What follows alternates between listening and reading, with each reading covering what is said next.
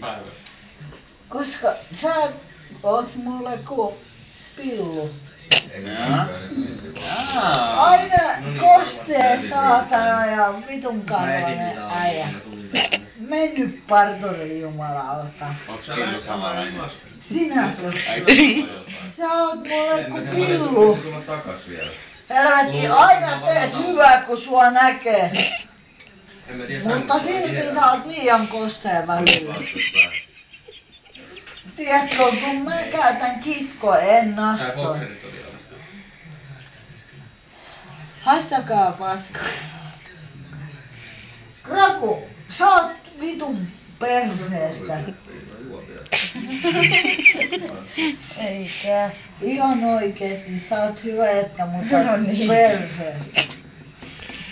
Tiedätkö, siinä mielessä sä oot perseestä, kun sulla on lyhyempi tukka kuin mulla. Kato nyt tota liulettisamppaa. Sehän on ihan vitusta. Tän on oma. Joo, samaa mieltä.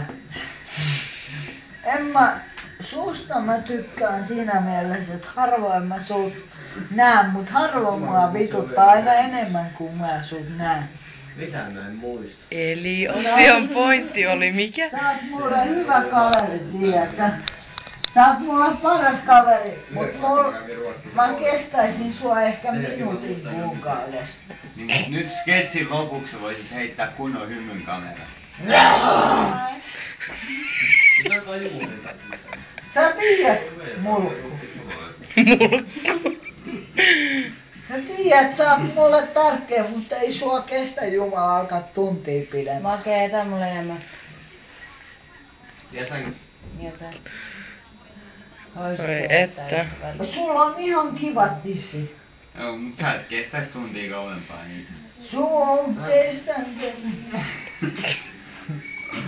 Näytä mulle hänen. Hänet. Se on mitä sulla sisältää sen painaa. No jumalauta, noihan on jo kerta kaikki sen.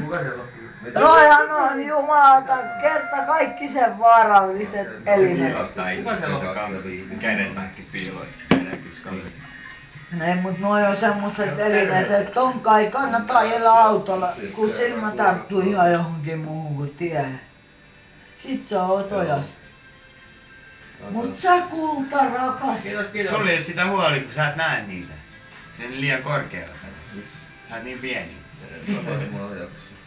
Olen joo. Mä oon pieni. Mut ei se haittaa mitään.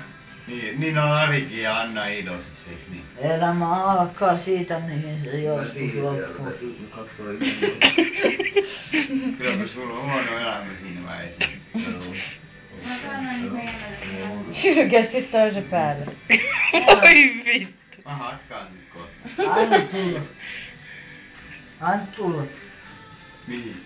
Ei haittaa yhtään. Eikö? On sitä isompiakin miehiä hakattu. Tule ja antaa. Oli pakkaa tossa Sä hakkaat, no anna tulla. Itse naurat vittu. Anna minä katson mitä kuvia. Mä oon ehkä sua pienempi, mutta ehkä